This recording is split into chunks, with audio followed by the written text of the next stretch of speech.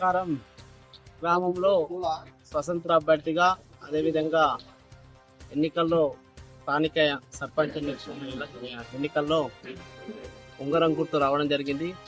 మేము ఈరోజు ఓటర్ల దగ్గరకు పోయి ఓటును అభ్యర్థించడం జరిగింది.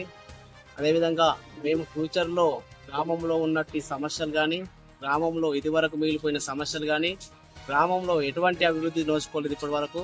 ఇంతకుముందు చేసిన సర్పంచ్ అసోటి వాళ్ళు అభివృద్ధి కామల దూరంలో ఉన్నారు కాబట్టి మమ్మల్ని యూత్ కానీ, జనాలు కానీ, ప్రజలు కానీ నమ్ముతున్నారు కాబట్టి మాకు ఎక్కడ పోయినా మీకే చేస్తామని పట్టం కడుతున్నారు కాబట్టి మేము ఖచ్చితంగా ఈసారి ఎలక్షన్లో, గ్రామ పంచాయతీ ఎలక్షన్లో అభ్యర్థిగా గెలవడం జరుగుతుందని మాకు ఆశాభావం ఉంది.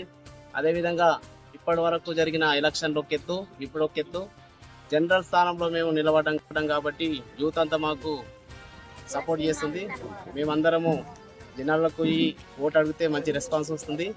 అలాంటి రెస్పాన్స్ ఎలక్షన్ వరకు ఉండి ఈ 3 రోజుల ఎలక్షన్ కాకుండా రాబోయే 5 ఏళ్ళ గెలిచినాక గిటంగా గ్రామ ప్రజల ఆశీర్వాదాలు తీసుకొని గ్రామాన్ని అన్ని విధాలుగా అభివృద్ధి చేస్తానని, గ్రామంలో మిగిలిపోయిన పెండింగ్ పనులు కానీ తదితర పనులన్నీ గిట్ట చేస్తాను, నా శాయశక్తులా చేస్తానని జనాలకు, ఓటర్ మహాశయులకు మాట ఇవ్వడం జరిగింది. గత వారం రోజుల నుంచి ఎలక్షన్ క్యాంపింగ్ తిరుగుతున్నాము. ప్రతి ఇంట్లో గిట్టంగా మేజర్ సమస్య వీధి లైట్లు, డ్రైనేజ్ వ్యవస్థ, సాగునీరు ఇవన్నీ అస్తవ్యస్తంగా ఉంది. ఎవరు చూసినా కానీ మెయిన్ కాంప్లెక్ట్.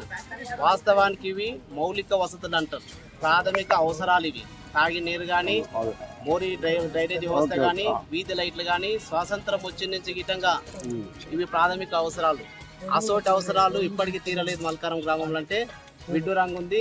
అట్లాంటి సమస్యను యూత్ నాయనుకుండి నువ్వైతేనే కరెక్ట్, దీనికి నువ్వైతేనే తీరుస్తావు, నీతోటి అవుతుందని నన్ను బలపరుస్తారు కాబట్టి నేను ఖచ్చితంగా బల్ల గుద్దినట్టు చెప్తున్నా. వచ్చే 5 ఏళ్లలో మల్కారం గ్రామ పంచాయతీని ఆదర్శ గ్రామ పంచాయతీకి తీర్చిదిద్దారని శాయశక్తులని పోరాడతానని ప్రజలకు హామీ ఇవ్వడం జరిగింది.